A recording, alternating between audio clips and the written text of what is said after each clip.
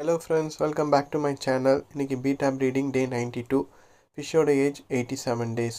இன்றைக்கி நம்ம பார்க்க போகிறது நம்மளோட டப்பில் இருக்கிற பாட்டம் வேஸ்ட் ரிமூவல் தான். ஸோ எப்படி வாட்டர் சேஞ்ச் பண்ணுறேன்னு நான் ஆல்ரெடி ப்ரீவியஸ் வீடியோவில் எக்ஸ்பிளைன் பண்ணியிருப்பேன், அதே தான். பட் நான் இப்போ வந்து ஆல்மோஸ்ட் 2 weeks ஆகிடுச்சு இவங்களுக்கு நான் மைக்ரோ பெல்லட் ஃபுட் போட்டு. ஸோ இப்போ தான் நான் வாட்டர் சேஞ்ச் பண்ணுறேன்.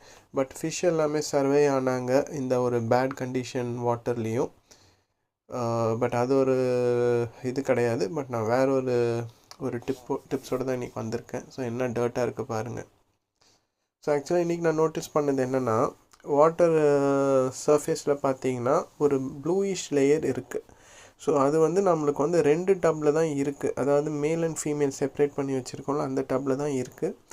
அந்த இன்னொரு டப்பில் வந்து மிக்சடாக இருக்கிறதுல வந்து இந்த அளவுக்கு இல்லை, பட் அது ஒரு மாதிரி பிக்மெண்ட்ஸ் மாதிரி இருக்குது. ஸோ நான் லாஸ்ட் வீடியோலேயே சொல்லியிருந்தேன், ஒரு 2 weeks பேக் போட்டதுலேயும் இதே ப்ராப்ளம் இருந்தது. அப்போ நான் பிளான்ஸ் ஆட் பண்ணேன், பிளான்ஸ்னால் வந்திருக்க சான்ஸ் இருக்கும்னு. பட் இப்போ பிளான்ஸ் இல்லை, பட் ஸ்டில் அதே தான் வருது. வாட்டரோட கண்டிஷன் பேடாக இருக்குன்னு எனக்கு தெரியுது.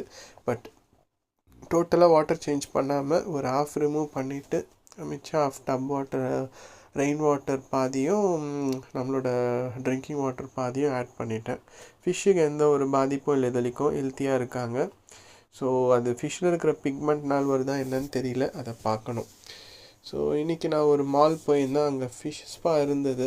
ஸோ ரொம்ப நாளாக எனக்கு ஒரே ஒரு டவுட் தான், எதுக்கு இதை வந்து இன்னும் வந்து அலோவ் பண்ணுறாங்கன்னு. என்னென்னா லைக் இது நம்ம சர்ஃபேஸில் இருக்கிற ஸ்கின்னை வந்து கண்டிப்பாக அந்த ஃபோலியேட் ஆகிற ஸ்கின் டிஷ்யூஸை தான் இது சாப்பிடும். பட் அதே சேம் டைம் கண்டிப்பாக இன்ஃபெக்ஷன் ஸ்ப்ரெட் ஆகிறதுக்கு சான்ஸ் ரொம்ப ரொம்ப ரொம்ப ஹை.